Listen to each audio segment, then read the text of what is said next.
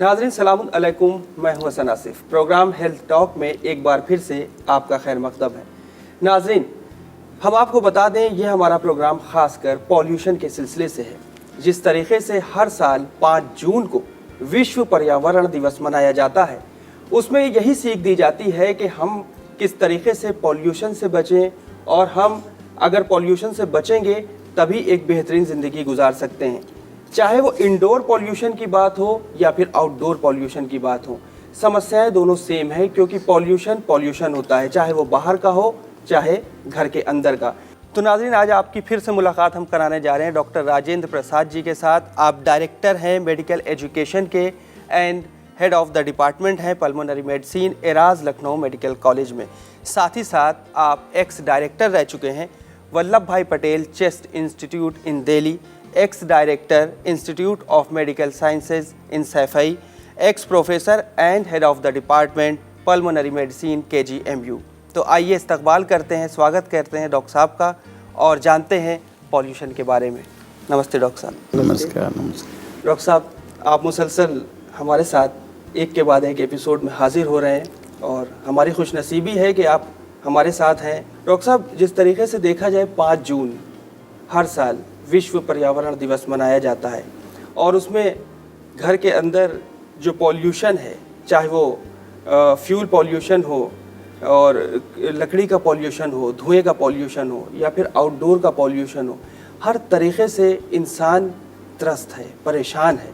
और इतनी ख़तरनाक चीज़ है ये पॉल्यूशन कि आज अगर आंकड़े निकाले जाएं तो मेरे ख़्याल से 75 to 80% लगभग इंडिया में लोग इससे परेशान हो रहे हैं। तो हमारा सबसे पहले डॉक्टर साहब आपसे यही सवाल है, ख़ासकर हमारे नाज़रीन को बताएं इंडोर पॉल्यूशन के लिहाज से, कि बहुत ज़्यादा जो पॉल्यूशन है जिसे हम हाउस होल्ड पॉल्यूशन कहते हैं, असल में है क्या चीज़? देखिए, आपने बड़ी अच्छी बात उठाई। जब हम पोल्यूशन की बात करते हैं तो लोग सबसे ज़्यादा आम तरीके से जो आउटडोर पोल्यूशन है उसकी बात करते हैं जी। इंडोर पोल्यूशन की बात करने वाले लोग बहुत कम हैं जी। और जबकि मेरा अपना मानना है कि इंडोर पोल्यूशन बहुत ही इम्पॉर्टेंट है, कहीं भी आउटडोर से कम नहीं है। अच्छा, अब सवाल जैसे आपने कहा इंडोर पोल्यूशन का मतलब क्या, मतलब घर के अंदर जो, इसे दूसरा नाम हाउस होल्ड एयर पोल्यूशन भी कहते हैं। House hold air pollution. अच्छा, तो इसके मतलब घर के अंदर जो भी पोल्यूशन क्रिएट हो रहा है, जैसे भी क्रिएट हो रहा है, सबसे ज़्यादा कॉमन जो घर के अंदर क्रिएट करने का तरीका है पोल्यूशन जो होता है वो बायोमास फ्यूल से होता है। बायोमास फ्यूल हम उसे कहते हैं कि जो हम खाना पकाते हैं लकड़ी, कंडा या क्रॉप रेजिड्यू से, या इसमें अंदर कोल भी आता है, कोयला भी आता है, और कभी कभी आप देखते हैं केरोसिन ऑयल का भी लोग इस्तेमाल करते हैं। तो ये सब एक कंबाइंड, जब इनसे जो भी धुआं निकलता है और जो मतलब पदार्थ या केमिकल्स निकलते हैं, वो सब शरीर के लिए अल्टीमेटली बहुत ही नुकसानदायक हैं। इसीलिए आज हम जो बात करेंगे वो इंडोर एयर पोल्यूशन या हाउस होल्ड एयर पोल्यूशन, वो कैसे लोगों को प्रभावित कर रहा है। आम तरीके से आपने देखा कि जब आप घर के अंदर होते हैं तो आपको ये महसूस होता है कि आप बड़े प्रोटेक्टेड इन्वायरमेंट में हैं। बिल्कुल सही कहा आपने। सिक्योरिटी है, शेल्टर है आपको, और आप सोचते हैं हम बहुत, लेकिन अभी आप जब देखेंगे आगे कि घर के अंदर किस तरह के पोल्यूशन क्रिएट हो रहे हैं और कितनी बीमारियां, कितने डेथ वो कॉज कर रहे हैं, तो आपको बड़ा आश्चर्य होगा। डॉक्टर साहब, आपने बात जो इंडोर के पॉल्यूशन की है, इस वक्त जिस तरीके से देखा जाए हाउस होल्ड पॉल्यूशन, चाहे वो हम भारत की बात करें चाहे पूरे वर्ल्ड की बात करें, तो हम खास कर ये चाहेंगे हमारे व्यूवर्स को आप ये बताएं कि इंडिया में कितने लोग इससे पॉल्यूटेड हैं।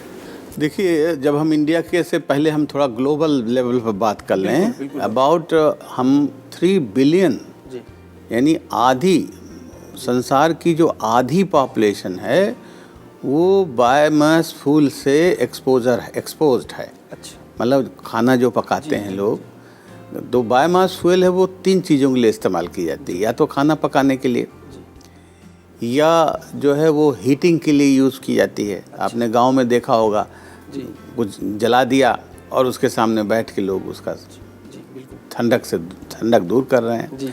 या तीसरा जो बायोमास फ्यूल का यूज़ है वो लाइट के लिए भी करते हैं। आपने गांव में अभी भी, अब बहुत कम हो गया, लेकिन गांव में आप जाइए तो लालटेन, तेल की जो ढिबरी और तरह तरह के चीज़ों का इस्तेमाल करके लोग लाइट के लिए भी इस्तेमाल करते हैं। तो ये बायोमास फ्यूल जो है मेनली जो यूज़ की जाती है वो या तो खाना बनाने के लिए ईंधन के तौर पे या लाइट के लिए इस्तेमाल की जाती है। तो ये चीज़ें बहुत नुकसानदायक हैं। अच्छा। और मतलब जो मैंने कहा कि बायोमास फ्यूल क्या चीज़ है, ये जैसे हम खाना बनाते हैं तो खाने में जो चूल्हे में लकड़ी का इस्तेमाल करते हैं, कंडे का इस्तेमाल करते हैं, गांव में आपने देखा होगा, कोयले का इस्तेमाल करते हैं, फिर केरोसिन ऑयल का भी कभी कभी इस्तेमाल। तो इससे जो धुआं निकलता है वो उसको हम कहते हैं एक तरह से बायोमास फ्यूल है, और ये बैड फ्यूल है और ये बहुत परेशान करता है। तो हम बात कर रहे थे आपसे कि संसार में कितने लोग इसे, लगभग हाफ ऑफ द पॉपुलेशन मतलब 3 बिलियन लोग जो है बायोमास फ्यूल का यूज़ करते हैं। और इंडिया के अंदर तो और ज़्यादा है, खासकर जो साउथ ईस्ट एशिया है उसके अंदर सबसे ज़्यादा इन्हीं मुल्कों में ये बायोमास फ्यूल का इस्तेमाल होता है। जैसे हमारा इंडिया है, बांग्लादेश है, पाकिस्तान है, तो इन्हीं मुल्क में, इन्हीं के चारों तरफ जो मुल्क हैं। और भारत में लगभग 90% लोग बायोमास फ्यूल का इस्तेमाल करते हैं, और जिसमें कि जो रूरल एरियाज़ हैं लगभग 70% करते हैं, और रूरल एरियाज़ में जो है वो 90%। और शहरों में भी ऐसा नहीं कि शहर में सब लोग गैस का चूल्हा इस्तेमाल करते हैं, शहरों में भी लगभग 20 से 25% लोग बायोमास फ्यूल का इस्तेमाल करते हैं। बेशक डॉक्टर साहब, कुल मिला के ये है कि जहाँ पर इन सब चीज़ों का यूज़ ज़्यादा है, चाहे वो गांव की बात हो, शहर की बात हो, वहाँ पर परेशानियाँ भी हैं। डॉक्टर साहब, कंडे का धुआं हो, लकड़ी का धुआं हो, क्या धुएं में भी कुछ अलग अलग वो होते हैं? देखिए, थोड़ा बहुत मात्रा में जो पदार्थ निकलते हैं थोड़ा बहुत डिफरेंट हो सकते हैं, लेकिन सब बहुत ही नुकसानदायक, सभी नुकसानदेह। और आप सुन के आश्चर्य करेंगे कि पूरे वर्ल्ड में लगभग 20 लाख लोग हर साल ये हाउस होल्ड पोल्यूशन से जो हैं उनकी मृत्यु हो जाती है। 20 लाख हर साल। हाँ, और अपने भारतवर्ष में खुद ले लें तो लगभग 7 लाख लोग हर साल इस तरह के पोल्यूशन से लोगों की मृत्यु हो जाती है। बहुत ज़्यादा रेशियो। जी डॉक्टर साहब, इससे जो धुआं निकलता है तो इससे किस तरह की बीमारियां होने का खतरा बना रहता है? देखिए, जो धुआं से निकलता है उसके पहले, बीमारी के पहले एक मैं और आपको बात बताऊं कि कौन लोग सबसे ज़्यादा इससे अफेक्ट हो सकते हैं। बिल्कुल। ये तो आप बात अभी तक समझ में आ गई होगी कि खाना पकाने में या घर में रहने में तो सबसे ज़्यादा तो लेडीज़ अफेक्ट होती हैं, क्योंकि खाना तो वही पकाती हैं हमारे देश में। फिर उसके बाद जो बच्चे छोटे हैं, जो लेडीज़ के संग ही रहते हैं आम तरीके से, वो बच्चे भी सब बहुत ज़्यादा इसमें अफेक्टेड होते हैं। और तीसरी पॉपुलेशन जो इफेक्ट होती है, देखिए जो एडल्ट है, जो नौकरी करता हो तो घर से बाहर चला जाता है, लेकिन जो बुज़ुर्ग लोग हैं हमारे घरों में, जो अक्सर घर से बाहर बहुत कम जाते हैं, तो वो भी जो भी धुआं घर में निकलेगा, तो 3 तरह के लोग सबसे ज़्यादा इफेक्ट होते हैं। या तो लेडीज जो स्वयं खुद खाना पकाती हैं, बच्चे जो उनके साथ रहते हैं, छोटे बच्चे खासकर, और जो बुज़ुर्ग लोग जो हमेशा घर ही में रहते हैं, तो ये 3 लोग सबसे ज़्यादा इफेक्ट होते हैं। अच्छा, अब सवाल इस बात का आपने सवाल किया कि क्या क्या बीमारियां इससे संभव, ये लोगों को ज्ञान बहुत कम है जी। ये बीमारी, ये समझिए स्मोकिंग की तरह से ही है। हमने पिछली बार आपसे स्मोकिंग की बात करी थी, तो इसमें जो पदार्थ भी निकलते हैं वो स्मोकिंग जैसे ही निकलते हैं। अच्छा, जैसे इसके अंदर वो कैंसर वाले जो पदार्थ हैं वो भी निकलते हैं। अच्छा, पार्टिकल्स जो जैसे आउटडोर पोल्यूशन में हम पार्टिकुलेट मैटर की बात करते हैं, जिसमें पीएम मतलब साइज़ जो है 10 माइक्रोन और 2.5 साइज़ की बात करते हैं। जो छोटे वाले जो माइक्रोन 2.5 साइज़ से कम होते हैं वो सीधे फेफड़े में जाते हैं, इसलिए फेफड़ों पर इसका असर बहुत ज़्यादा होता है। तो बीमारियां जो कर सकती हैं वो, जैसे बच्चों में निमोनिया होती है, बच्चों में लोअर रेस्पिरेटरी ट्रैक्ट इन्फेक्शन होता है। दूसरी बीमारी जिसमें लिंक आजकल प्रूफ हो चुका है वो क्रॉनिक ऑब्स्ट्रक्टिव पल्मोनरी डिजीज, जिसे हम आम भाषा में क्रॉनिक ब्रोंकाइटिस कहते हैं, जो स्मोकिंग की वजह से भी होती है। और अगर कोई आदमी स्मोकिंग भी करता है और इससे भी एक्सपोज है तो उसकी बहुत ज़्यादा बढ़ जाती है, बहुत ज़्यादा परेशानी होती है।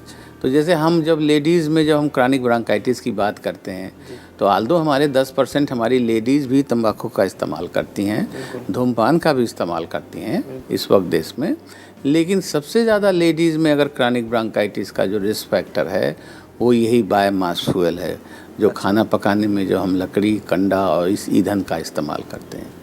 तो न्यूमोनिया हो गया बच्चों में, क्रॉनिक ब्रोंकाइटिस हो गई, लंग कैंसर से इसका एसोसिएशन आ रहा। फिर मैंने जैसे बताया कि लंग कैंसर भी मोस्टली स्मोकिंग से होता है। लेकिन जो लेडीज़ स्मोक नहीं करती हैं और जिनमें ये लंग कैंसर होता है, हम लोगों की स्वयं की स्टडी है, उसमें हम लोगों ने पाया कि काफ़ी लोग ये बायोमास फ्यूल से एक्सपोज्ड हैं और उनमें लंग कैंसर भी। टीबी से भी इसका लोग रिश्ता जोड़ने लगे हैं। हम ही लोगों ने कैलिफोर्निया यूनिवर्सिटी बर्कले से हम लोगों ने एसोसिएशन करके हमारे इंडिया में, नेपाल में 2-3 सेंटर थे पूरे वो, उसमें हम लोगों ने स्टडी करके पाया कि टीबी जो लोग खाना इस पर पकाते हैं उनको टीबी होने के 2 से 2.5 गुना ज़्यादा चांस बढ़ जाता है। और जिनको टीबी मान लिया हो गई और उनकी दवाई भी, उनको दवाई का फ़ायदा भी कम होता है और उनमें टीबी दोबारा होने की गुंजाइश भी ज़्यादा रहती है जो लोग बायोमास फ्यूल से एक्सपोज हैं। तो टीबी एक भी बीमारी है जो लिंक है। वैसे इसका लिंक बहुत डाउटफुल है, लेकिन अस्थमा से भी करते हैं कि अगर अस्थमा है, अस्थमा का को मतलब तो अस्थमा का एक्सेसरवेशन, जो लोग धुएं से इस तरह से एक्सपोज होते हैं तो अस्थमा भी बढ़। एक स्टडी नेपाल में हुई जिसमें ये देखा गया कि बायोमास फ्यूल के यूज़ से लोगों को कैटरेक्ट ज़्यादा होता, आँख में जो मोतियाबिंद जिसे आप कहते हैं, तो मोतियाबिंद से भी एसोसिएशन इसका निकल के आया, धुएं से निकल के आया। तो इस तरह से बहुत सी बीमारियां हैं जो इसकी वजह से होती हैं। डॉक्टर साहब, जिस तरीके से सरकार की तरफ से एक देखा जाए नई कोई ना कोई एक नीति होती है और कुछ ऐसा वो क्रिएट करते हैं माहौल, या नुक्कड़ नाटक के ज़रिए या फिर टीवी चैनल्स के ज़रिए, एड्स के ज़रिए, तो इनकी अपनी भी कोई एक ऐसी कोई अलग रणनीति है कि जिसके ज़रिए पॉल्यूशन को कम करें? सरकार ने कुछ ऐसे कड़े, देखिए मैं यहाँ पर मोदी जी की तारीफ़ करना चाहूँगा कि पहली बार किसी प्राइम मिनिस्टर ने एक, आपने सुना होगा अभी, उज्ज्वला के नाम से एक प्रोग्राम शुरू किया है। उज्ज्वला में ये है कि भारत सरकार का ये इच्छा है कि 5 करोड़ घरों को ये जो है जो गैस है, जो गैस हम इस्तेमाल करते हैं, क्योंकि गैस से ये सब परेशानी नहीं होती है, तो गैस देने का जो निर्णय लिया है उससे, और अल्टीमेटली क्या है, हम लोग तो यही चाहते हैं कि हर इंसान, चाहे वो गांव में रहता हो चाहे शहर में रहता है, अच्छा फ्यूल यूज़ करे। गैस जो एलपीजी गैस है वो अच्छा फ्यूल माना जाता है, उसके अंदर इस तरह का कोई नुकसान नहीं होता है। तो ये होप किया, ऐसा किया जा सकता है कि देश में इस तरह सबको गैस का डिस्ट्रीब्यूशन हो और लोग गैस पर खाना पकाएं, तो उससे ये बीमारियां कम की जा सकती हैं।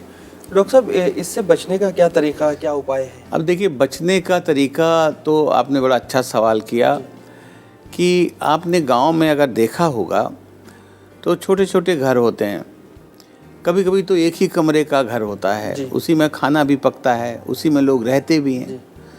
तो बचने के तरीके हम लोग जो बताते हैं, सबसे बढ़िया बचने का तरीका क्या है, अगर देखा जाए फ्यूल यूज़ में, जैसे मैंने अभी बताया कि एलपीजी या उससे भी अच्छा बिजली, अगर बिजली, लेकिन बिजली कहाँ, गांव-गांव में तो पहुंच नहीं पा रही। तो बिजली अगर गांव-गांव में पहुंच जाए, तो अगर सब लोग खाना, एनर्जी या हीटिंग बिजली से होने, लाइटिंग तो बिजली से होती है, लेकिन हर गांव में है कहाँ, तो अगर इससे होने लगे तो सारी समस्या दूर हो जाएगी। बिल्कुल सही। सरकार हमारी या पूरा वर्ल्ड हमारा इस बात से चिंतित है कि बिजली का प्रोडक्शन कैसे बढ़ाया जाए, जिससे कम से कम खाना बनाने के लिए, हीटिंग के लिए और लाइटिंग के लिए हर व्यक्ति को बिजली उपलब्ध हो। लेकिन अब ऐसा अभी संभव तो नहीं है। दूसरा है भाई, एलपीजी गैस के बारे में हमने बात की रोकथाम के लिए कि एलपीजी अगर सबको दे दिया जाए तो इससे रोकथाम किया जा सकता है। तीसरा, मान लिया ये दोनों चीज़ें अभी समय लगेगा, जो भी है समय लगेगा, एक दिन के अंदर, महीने भर के अंदर, साल भर के अंदर पूरे देश को नहीं किया जा सकता।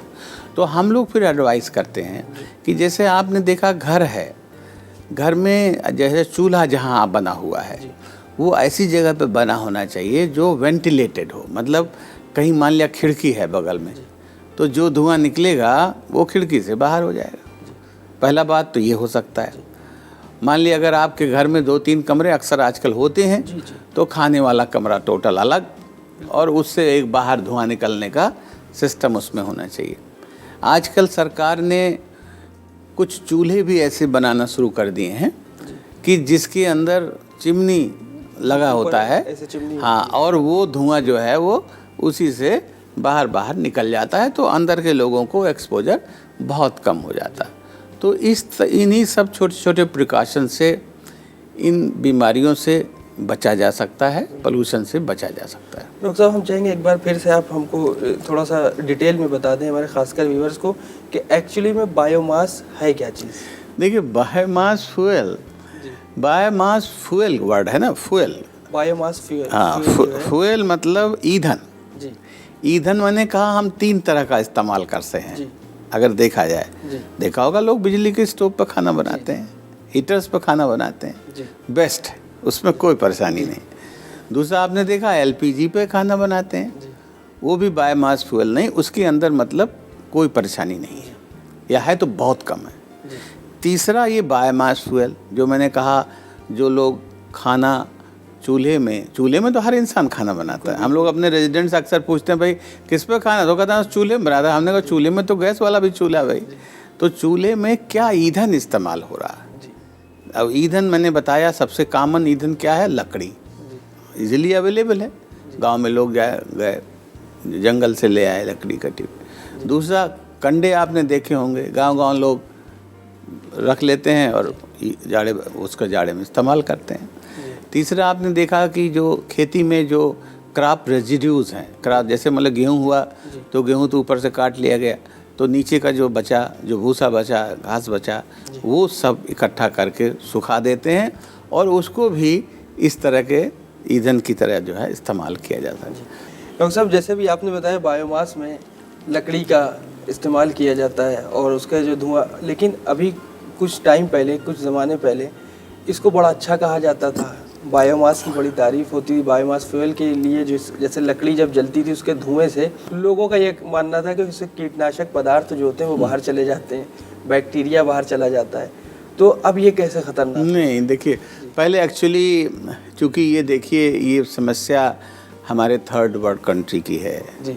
जो डेवलप वर्ल्ड है वहाँ समस्या है बहुत कम है जी। तो जो समस्या 3rd वर्ल्ड कंट्री की थी तो वहाँ पर रिसर्चेज बिल्कुल ना के बराबर थी, बिल्कुल, तो हम कुछ भी नहीं जानते थे और यही एक भ्रांति थी कि अच्छा होगा ये जी।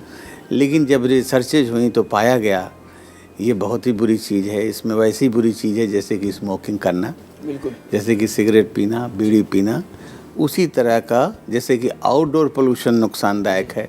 जैसे आपने कहा आउटडोर पोल्यूशन का मेन सोर्स क्या है, मेन सोर्स जो है व्हीकल्स हैं, डीजल की व्हीकल, जिसके अंदर से वो nitrogen dioxide, sulphur dioxide, polyaromatic hydrocarbon जो कैंसर काज करने वाले हैं, ब्रांकाइटिस काज करने वाले, ये वही सब पदार्थ ये पहले ये हमको पता नहीं था एक्चुअली। ये इधर पिछले 30-40 सालों में जब रिसर्चेज इसमें हुए हैं उससे पता लगा ये तो बहुत ही डेंजरस है। कि एक स्टडी कराती है हर साल जो लैंसेट में पब्लिश होती है, ग्लोबल बर्डन ऑफ डिजीज़, कि कौन कौन चीज़ें हैं जिससे कि हमारी डिजीज़ और डेथ बढ़ रही है पूरे संसार में। तो उसमें आपको जान के आश्चर्य होगा कि पूरे वर्ल्ड के अंदर जो है ये 3रे नंबर पर रैंक किया गया है। स्मोकिंग 2रे नंबर पर है और 3रे नंबर पर बायोमास, जिस बारे में अभी आपने कहा कि ज़्यादा हमको ज्ञान नहीं था, टॉपिक हमारा चल रहा है 3रे नंबर ये 3रे नंबर पर है। ये जब हम पूरी पॉपुलेशन की बात कर रहे हैं और जब हम खाली वीमेंस की बात, लेडीज़ की बात करते हैं तो ये 2रे नंबर पर है जो कि डेथ और डिजीज़ काज कर रहा। और जब हम ये तो हम पूरे वर्ल्ड की बात करें, जब हम साउथ ईस्ट एशिया जहाँ हम लोग रहते हैं, जिन देशों में सबसे ज़्यादा ये चीज़ें इस्तेमाल की जाती हैं, वहाँ पर नंबर 1 किलर है ये।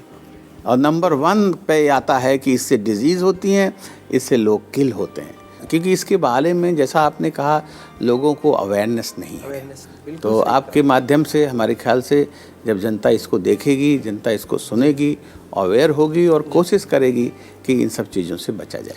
डॉक्टर साहब, केरोसिन जो ऑयल होता है, केरोसिन ऑयल के सिलसिले से भी हम आपसे जानना चाहते हैं थोड़ा सा, क्या ये भी खतरनाक जी, आजकल जो हमने कहा ना, जो बायोमास फ्यूल के अंदर तो वही लकड़ी, कंडा, क्रॉप रेजिड्यू आते थे, लेकिन इसको बढ़ा करके इसमें केरोसिन जी और ऐड कर दिया गया, और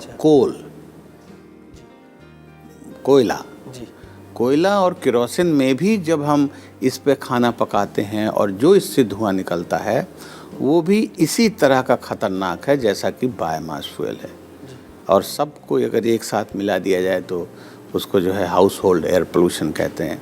हाउस होल्ड एयर पोल्यूशन का एक अंग और होता है, जैसे आपने देखा है कि मतलब लोग सिगरेट पीते हैं घरों में, बीड़ी पीते हैं घरों में, पैसिव स्मोकिंग जैसे मैंने पिछली बार बात बताई थी। तो जो धुआं है स्मोकिंग का वो तो घर में ही रहेगा ना, बेशक। तो वो भी एक हिस्सा है, वो भी एक पार्ट है कि घर के इन्वायरमेंट को ख़राब करता है। बिल्कुल सही कहा। पिछली बार मैंने बताया था आपको लगभग 6 लाख लोग हर साल पैसिव स्मोकिंग से भी मर रहे हैं। तो उसमें वो भी हाउस होल्ड जो का एटमॉस्फेयर है स्मोकिंग भी ख़राब करता है। एक बात और बताना चाहूँगा, हाउस होल्ड पोल्यूशन की जब हम बात कर रहे हैं तो आपने देखा बायोमास फ्यूल, कोयला, केरोसिन, फिर पैसिव स्मोकिंग का धुआं, और एक चीज़ और आपने देखा हो, घरों में लोग कारपेट का इस्तेमाल करते हैं आजकल, खासकर मॉडर्न हाउसेज में जी जी, या रजाई गद्दे का इस्तेमाल करते हैं। तो रजाई गद्दे और कारपेट में एक तरह का जियोलॉजिकल ऑर्गेनिज्म जिसे हम माइट्स कहते हैं। माइट्स। अच्छा। और माइट जो है एलर्जी का सबसे बड़ा कारण है। ओहो। तो अब कभी कभी एलर्जी पे हम अलग बात करेंगे आपसे। बिल्कुल, बिल्कुल। लेकिन ये हाउस होल्ड पोल्यूशन के अंदर ये भी आते हैं कि माइट्स जो घर के अंदर ही हुए हो, कारपेट के नीचे आपको दिखेगा नहीं, आँख से नहीं दिखते हैं, ये सब माइक्रोस्कोपिक ऑर्गेनिज्म होते हैं, इसलिए पता नहीं लगता है। लेकिन माइट्स हम चूँकि एलर्जी के मरीजों को बहुत देखते हैं हम लोग, तो माइट्स एक बहुत कॉमन एलर्जन है इंडिया के अंदर। तो इस तरह से सब चीज़ें मिला के घर का, जैसे हमने शुरू की था कि घर में जब हम रहते हैं तो हमें ऐसा लगता है कि हम बड़े प्रोटेक्टेड इन्वायरमेंट में हैं और बड़ा सेफ जगह हैं। तो अगर ये सब चीज़ें घर में हो रही हैं तो आपको पता लग गया होगा हम किसी तरह से सेफ नहीं हैं। तो और हमें इसमें ऐसा काम करना चाहिए जिससे हमारा घर, जो हमारा एक धारणा थी, वो बनी रहे और सेफ जगह बनी रहे। डॉक्टर साहब, जिस तरीके से देखा जाए हमारे भारत देश में गांव की बनिस्बत, शहर की बनिस्बत गांव में ज़्यादा लकड़ी का यूज़ होता है। शहर में तो फिर भी यह है कि लकड़ी का इतना ज़्यादा यूज़ नहीं है, लेकिन कुछ मील्स वगैरह में भी लकड़ी का यूज़ चलता है, जहाँ पर चिमनियाँ बड़ी बड़ी लगी होती हैं जो आसमान की जानिब होती हैं, उससे धुआं निकलता है। तो वो धुआं क्या वापस ज़मीन पे आने की उसकी भी आशंका रहती है, जिससे लोगों में पॉल्यूशन बने। देखिए, outdoor air pollution, outdoor air pollution का सोर्स जो है सबसे ज़्यादा जो है तो व्हीकल्स हैं। आपके सामने धुआं निकलता है, बस है, कार हैं, मोटरसाइकिल है, स्कूटर है, सब में। दूसरा इंडस्ट्रीज़, जितने भी इंडस्ट्रीज़ बड़े बड़े लगे हैं जो धुआं निकलते हैं, तो वो भी एक पोल्यूशन, आउटडोर पोल्यूशन का बहुत बड़ा सोर्स है। और आजकल तो लोग दोनों को कंबाइन देखते हैं। आउटडोर पोल्यूशन जो है वो घर में भी जाएगा, ऐसा तो है नहीं घर बिल्कुल बंद है। और जो घर का पोल्यूशन है वो बाहर आएगा। बिल्कुल सही। तो आजकल दोनों मिला के कभी कभी लोग बात करने लगे हैं कि दोनों मिलके बड़ा खतरनाक चीज़ें हो रही हैं, और वही चीज़ें हैं जो लोगों को नुकसान करती हैं। बिल्कुल सही कहा डॉक्टर साहब, आपने हमको बताया कि पॉल्यूशन क्या चीज़ है, पॉल्यूशन से कैसे बचना चाहिए, कैसे हम सचेत रहें और कैसे हम सेहतमंद समाज बना सकते हैं। तो हम बस इतना ही कहना चाहते हैं डॉक्टर साहब, अब आप एक छोटा सा मैसेज के ज़रिए हमारे ख़ासकर व्यूवर्स को बता दें, एक छोटे से मैसेज से, कि हमें किस तरीके से पॉल्यूशन से बचना है। देखिए, पोल्यूशन से बचने के लिए तो पहले तो इंडोर एयर पोल्यूशन, चूँकि हम लोगों ने आज बात करी है, तो कोशिश ये करें भाई, अगर एलपीजी का गैस यूज़ करें, बिजली का इस्तेमाल करें, अगर ये पॉसिबल है तो उससे लीस्ट पोल्यूशन होता है। अगर आप लकड़ी, कंडा और इन सबों का भी सेवन कर रहे हैं तो जो बातें मैंने बताई कि घर से बाहर हो जाए, खाना बनाने का कमरा खिड़की के पास हो जाए, चिमनी ऐसा हो, हवादार कमरा हो, बाहर निकलने का साधन हो, धुआं को जितना अंदर जाएगा उतना नुकसान करेगा, तो इससे कम से कम उसके इफ़ेक्ट्स को कम किया जा सकता है। बहुत बहुत शुक्रिया डॉक्टर साहब। फ़िलहाल नाजरीन, हमें और डॉक्टर साहब को इजाज़त दें। इंशाअल्लाह हम फिर हाज़िर होते हैं एक नए मौजू के साथ, और यकीनन हम उस मौजू में भी आपको बताएंगे एक नई डिज़ीज़, एक नई बीमारी के सिलसिले से कि बीमारी कैसे, कब, क्यों हो जाती है और हमें कैसे उस बीमारी से निजात पाना है। फ़िलहाल हमारे इस प्रोग्राम को देखते रहिए और हमें भी दुआओं में याद रखिए कि हम इसी तरीके से आपके सामने एक के बाद एक एपिसोड के साथ हाज़िर होते रहें। फ़िलहाल खुदा हाफिज़।